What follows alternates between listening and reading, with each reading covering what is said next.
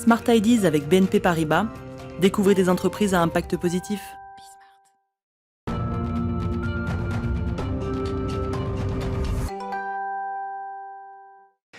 La bonne idée du jour, elle est signée Laurent Froissart, bonjour. Bonjour. Bienvenue, vous dirigez Bicom et My Nature Box. C'est quoi votre métier ?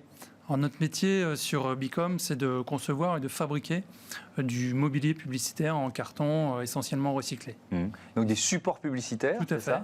ça. Vous affichez effectivement, notamment avec My Nature Box, un objectif de 100% recyclé. Oui, c'est le cas aujourd'hui. On travaille pour des grands groupes qui intègrent dans leur démarche RSE la partie communication et marketing.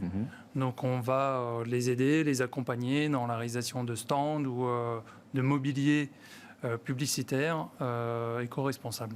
Ça veut dire qu'on trouve vos produits, par exemple, dans des supermarchés ? Oui, tout à fait, des supermarchés. On travaille aussi pour des grands groupes comme Raja, le spécialiste du carton et de l'emballage, où on a développé pour une gamme de meubles en carton 100% recyclés, qui est extrêmement solide, c'est-à-dire que ce n'est pas de l'éphémère, c'est du mobilier qui est conçu pour durer dans le temps.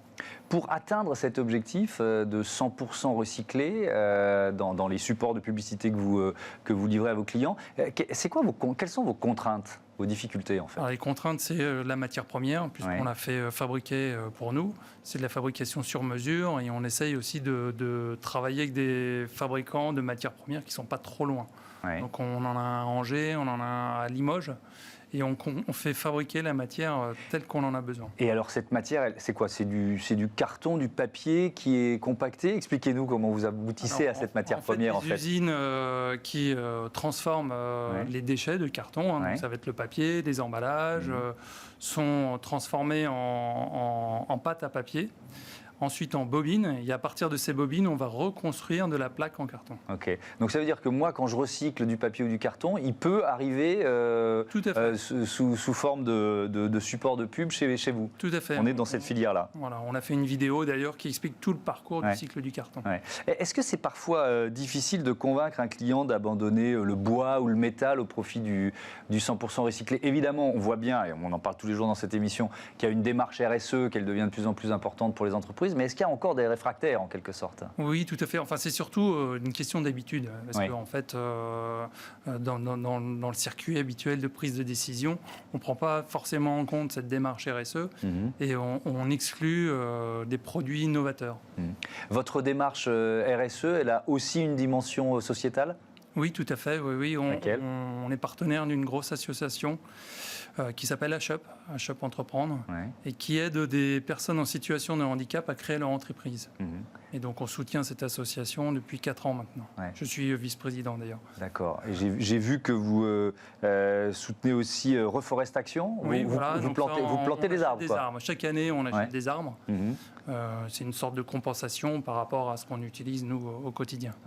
Et est-ce que, alors, il y a la dimension du produit que vous fabriquez et que vous proposez à vos clients, mais il y a aussi, vous nous avez parlé d'usines, etc. Est-ce que vous avez réussi à faire baisser votre impact carbone dans vos usines, et si oui, comment ? Ou chez vos partenaires, et si oui, comment ? Alors, ce qu'on propose maintenant à nos clients, c'est de plus fabriquer en masse comme on le faisait avant. On l'a PLV jusqu'à présent, on en fabriquait des centaines et des centaines, et bien souvent il y a plus d'un tiers qui finissait jeté. Donc fabriquer sur commande en fait. Voilà, nous maintenant notre système c'est vraiment de fabriquer sur commande et à la demande. On a mis en place des systèmes avec des plateformes web to print où nos clients vont commander que ce qui est nécessaire. Donc le produit est toujours à jour et on ne jette rien. C'est la solution qu'on propose. Vous avez évalué la masse d'économie de matière que vous faites grâce à un système comme celui-là ? De 30 à 40% en fonction du domaine d'activité de l'entreprise. C'est une très forte économie. Il nous reste moins d'une minute. Est-ce qu'il y a aussi des démarches en termes de consommation d'énergie, par exemple, dans une entreprise comme la vôtre ? Oui, alors chez nous, on a fait beaucoup de travaux pour isoler les locaux, pour changer le système de chauffage, diminuer la consommation d'énergie. Donc ça, c'est quelque chose qu'on a entrepris quand on a emménagé il y a 2 ans dans ces nouveaux locaux. C'est une démarche volontaire. Vous êtes dans ce business-là et où vous vous êtes dit de toute façon, c'est une démarche volontaire, oui, mais est-ce que vous êtes poussé, porté par le mouvement de consommation. Vous dites, si mon business doit continuer de prospérer, il faut que je sois dans cette Oui, tout à fait, parce que sinon on va passer de tout à rien. Donc il vaut mieux s'adapter. Et puis déjà, c'est des convictions personnelles. Ouais. Et c'est un besoin qui est nécessaire.